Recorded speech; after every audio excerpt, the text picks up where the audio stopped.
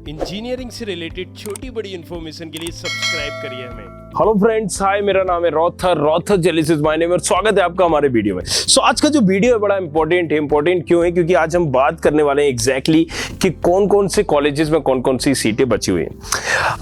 बहुत सारे लोगों ने इस पे सवाल किए। मैंने आपसे बताया था कि हम एक सीरीज लेके आ रहे हैं जिसका नाम होगा क्या, पूछो हक से। और उस सीरीज में आपके सवाल होंगे जिनके जवाब हम एक वीडियो के फॉर्मेट में देंगे और आपको समझाएंगे, बताएंगे एग्जैक्टली कहां पर वो चीज, मतलब उसका एग्जैक्टली आंसर, राइट। सवाल आज का ये है कि सर किस कॉलेज में कौन सी ब्रांचेस मिल सकती है। मुझे अगर डीएबीबी टारगेट करना है तो मुझे वो ब्रांच मिलेगी या नहीं मिलेगी, ईआई मिलेगी, ईसी मिलेगी, आईटी मिलेगी या सीएस मिलेगी। अगर किस ब्रांच को मैं टारगेट करूं भी या नहीं करूं, राइट, मुझे कौन सी ब्रांच मिल सकती है। तो भाई देखो, ये थोड़ा सा वीडियो जरूर 10 मिनट का होने वाला है। इसके लिए मैं तो अपनी प्रिपरेशन लेके बैठा हूं और मैं शुरू भी हो गया हूं। आप भी वीडियो को पूरा जरूर देखना, क्योंकि वीडियो यहाँ पर 10 मिनट का 12 मिनट का जरूर होगा, लेकिन इंपॉर्टेंट होगी बात, हर बात। सबसे पहले हम मालूम कर लेते हैं कि आखिर कौन कौन से ऐसे कॉलेजेस हैं जो बचे हुए हैं जिनको हम टारगेट कर सकते हैं। अच्छा, हम डीएबीबी की बात करते हैं सबसे पहले।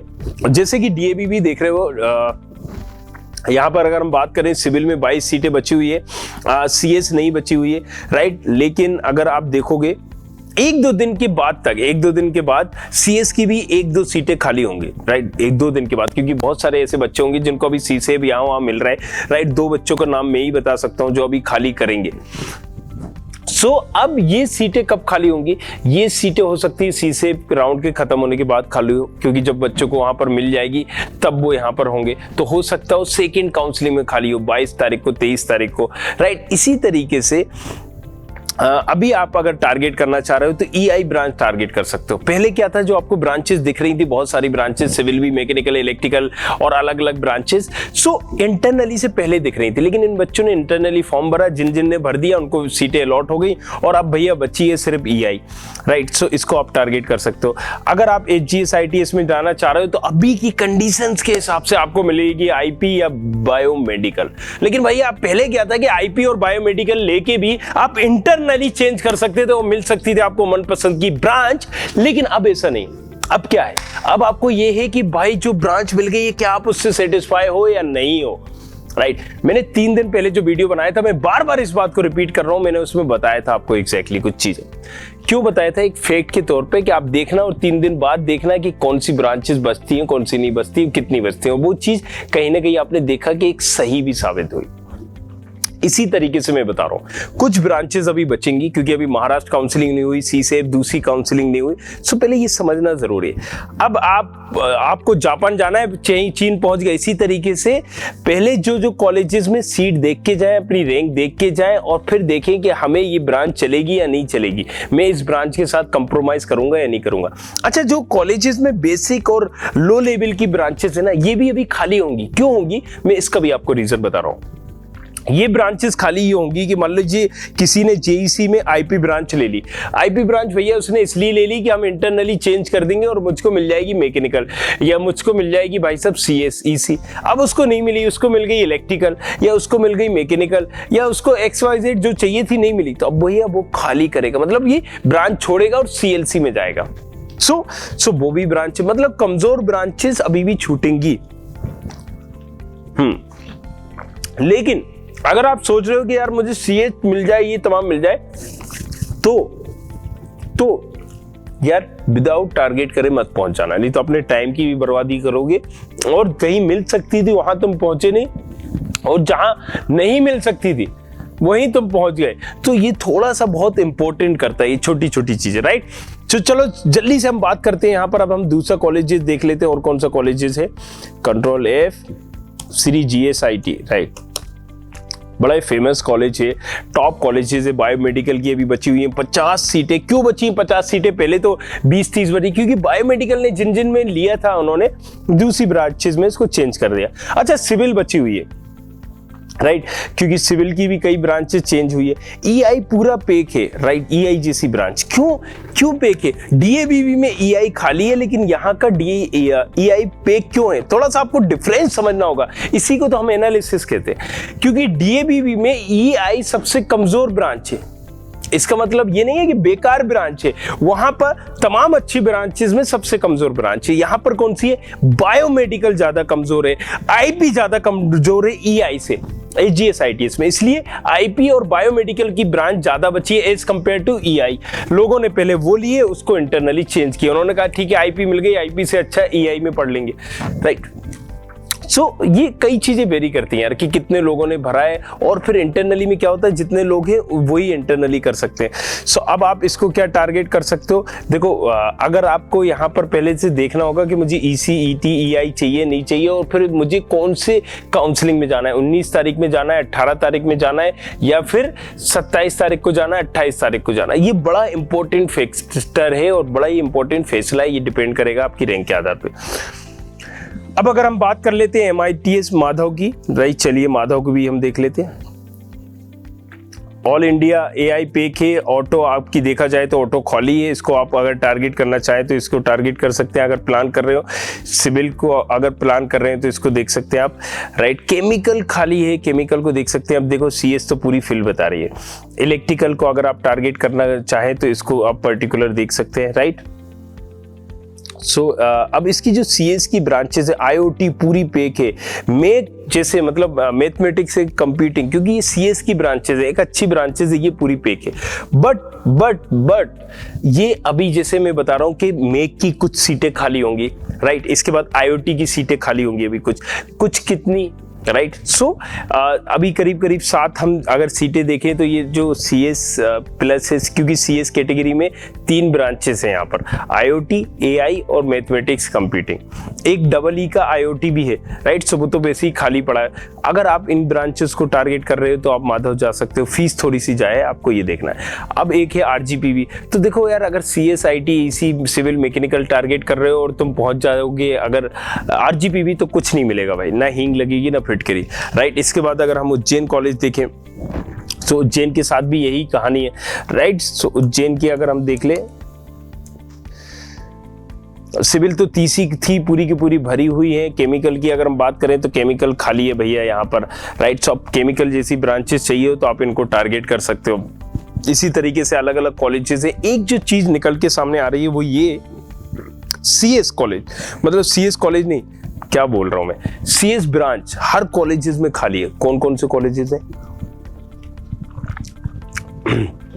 प्राइवेट कॉलेजेस में अगर हम बात करें, कई प्राइवेट कॉलेजेस में CS ब्रांच अभी भी खाली है, राइट। लेकिन अगर यही उल्टा CS ब्रांच अगर हम गवर्नमेंट कॉलेजेस में बोले, गवर्नमेंट कॉलेजेस में अगर आप देखोगे तो CS ब्रांच सारे से सारे कॉलेज में पैक है।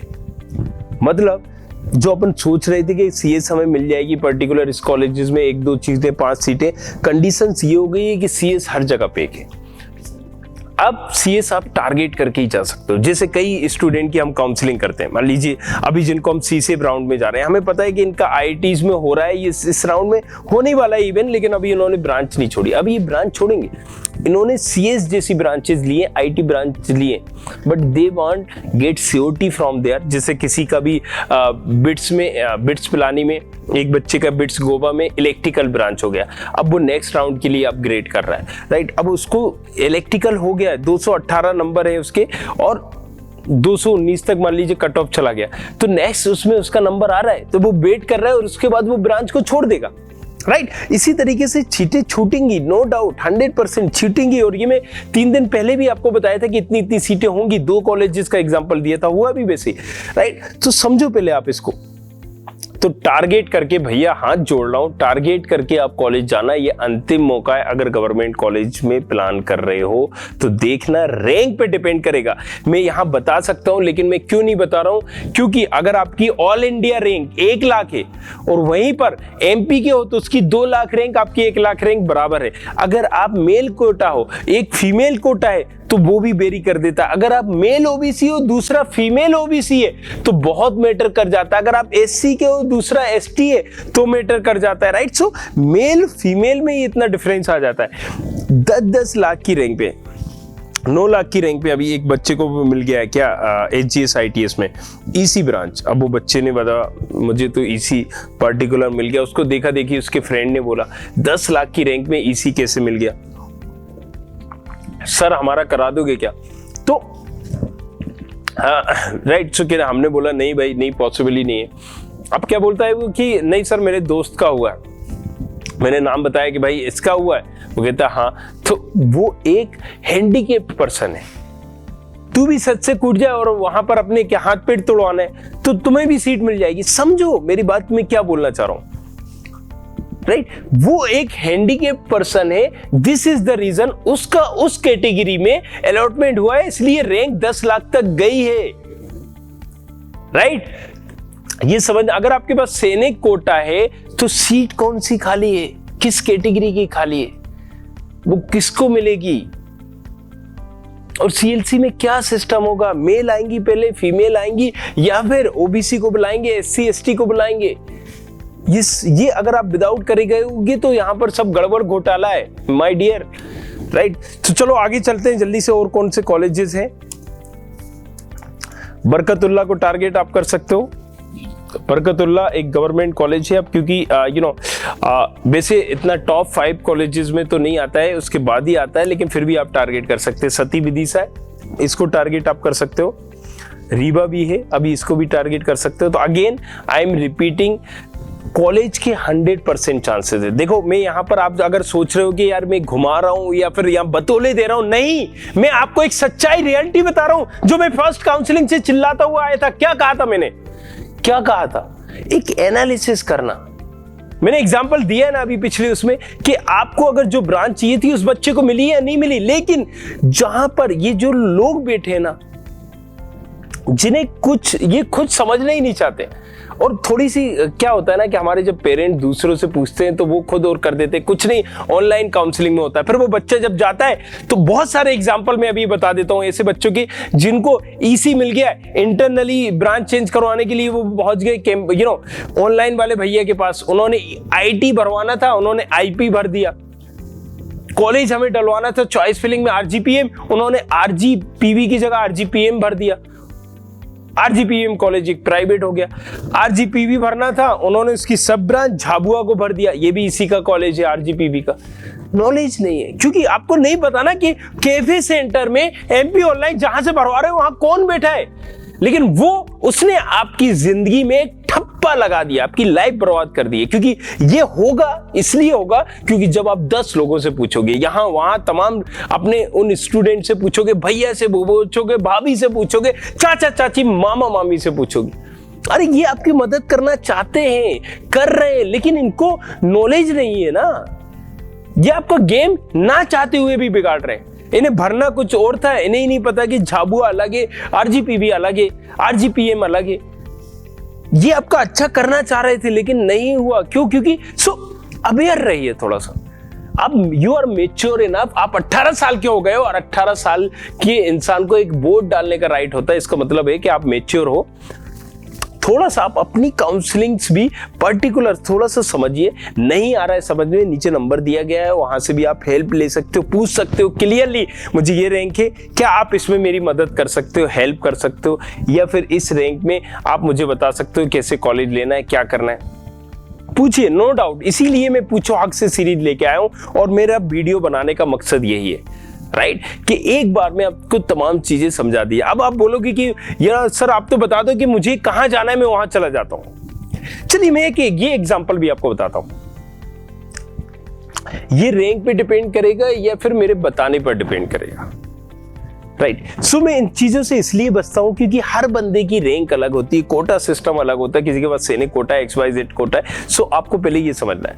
मैंने एक और इसका पार्ट बनाया हुआ है, ये पार्ट 2 में इसलिए बता रहा हूं ताकि आप उसको डेप्थ में समझ सको, सारी चीजें इसकी एक पहले से ही समझ जाओ कि हमें जाना कहाँ है, किस कॉलेज में जाना है और किस कॉलेज को टारगेट करना है, मेरी रैंक कितनी। हम बिल्कुल आपकी मदद कर सकते हैं, मैं आपकी मदद कर सकता हूं, बट उसके लिए कंडीशन एक है, या तो कॉलेज से कंप्रोमाइज करना है या ब्रांच से कंप्रोमाइज करना है। अगर आप रेडी हो तो पूछो हक से, आप व्हाट्सएप करिए अपना सवाल डिटेल में, और उसका मैं 24 घंटे के अंदर रिप्लाई दूंगा और आपको बताऊंगा वो पॉसिबल है या नहीं है उस कॉलेज में। राइट, सो मिलते हैं नेक्स्ट वीडियो में, तब तक के लिए सब्बा खैर, और बने रहिए इसी तरह हमारे साथ, और शेयर करिए यार इस वीडियो को अपने कलीग्स और फ्रेंड्स के साथ, ताकि हम इसी तरीके से अपना एक जोन बनाए रखें, कम्युनिटी बनाए रखें, और बस अपना प्यार देते रहिए। Thank you. I hope you like this video. For more such videos, keep watching our channel. And do not forget to like, share and subscribe.